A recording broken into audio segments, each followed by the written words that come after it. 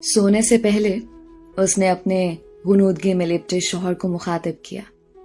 सुने, फजर में उठाऊं आपको? उसने नींद में डूबी आंखें खोली और थोड़े कड़वे लहजे में बोला, तुमको कितनी दफा कहा है मैंने, मैं नींद से नहीं उठ पाता फजर में, सारा दिन का थका हारा होता हूं। वो उसे देखते हुए बोली, पर नमाज तो फर्ज है ना। फजर ही क्या, आप कोई भी नमाज अदा नहीं करते, बस जुमा या ईद।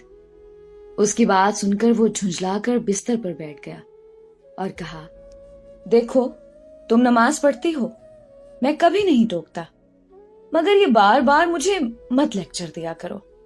सबने अपना अपना हिसाब देना है। अब सोने दो मुझे और लाइट बंद कर दो। वो फिर बिस्तर पर लेट गया। अच्छा सुने, उसके फिर पुकारने पर उसका जब्त जवाब दे गया, एक बार कह दिया तो क्यों बहस कर रही हो बार बार। वो कुछ देर के तवक्कुफ के बाद बोली, नमाज का नहीं कह रही, दूसरी बात है। क्या?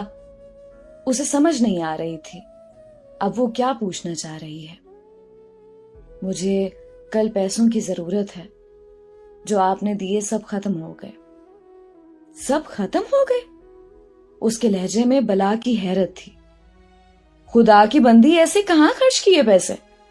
अभी आधा महीना बाकी है तनख्वाह मिलने को, और तुमने महीने भर का बजट अभी से खत्म कर दिया। मैं आपको हिसाब नहीं देना चाहती, बस हो गए खर्च, कल बंदोबस्त कर दीजिएगा पैसों का। उसकी बात पर उसके तन बदन में आग लग गई। क्यों हिसाब नहीं देना चाहती? पैसा क्या दरख्तों पर लगा है जो तोड़ ले बंदा? ऐसा तो आज तक तुमने नहीं किया, फिर इस बार? कुछ भी हो, मुझे सारा हिसाब चाहिए। अभी उसका चेहरा बता रहा था वो सख्त गुस्से में है। उसकी बात पर वो मुस्कुरा दी। वो हैरत से उसे देख रहा था। तुम हंस रही हो, मजाक है क्या ये? वो बोली, मैं इसलिए हंस रही हूं कि अल्लाह ने आपको इस घर का सरबराह बनाया, और जब आपकी सरबराही में मैं हिसाब ना रख पाई तो आपको गुस्सा आ गया। अब सोचें, कल को आपसे भी वो रब माशर में हिसाब मांगेगा तो कैसे देंगे? आपका मेरा हिसाब तो चंद हजार रुपयों का है, पर बंदे और रब का तो पूरी जिंदगी की एक एक नेमत का है, जिसकी कोई कीमत नहीं, कोई बदल नहीं। वो जैसे सुन हुआ उसे सुन रहा था।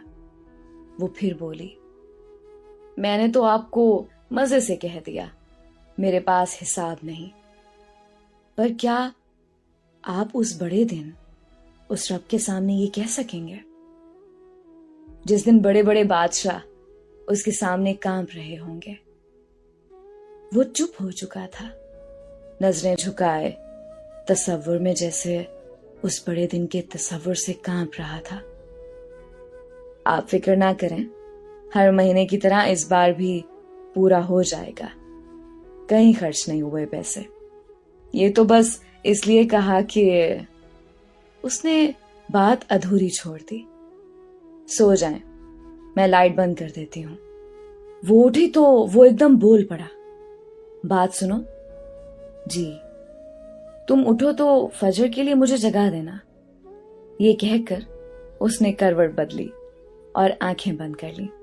उसकी बीवी ने उसे मुस्कुरा कर देखा और बत्ती गुल कर दी। फजर में एक नई रोशनी फूटने वाली थी।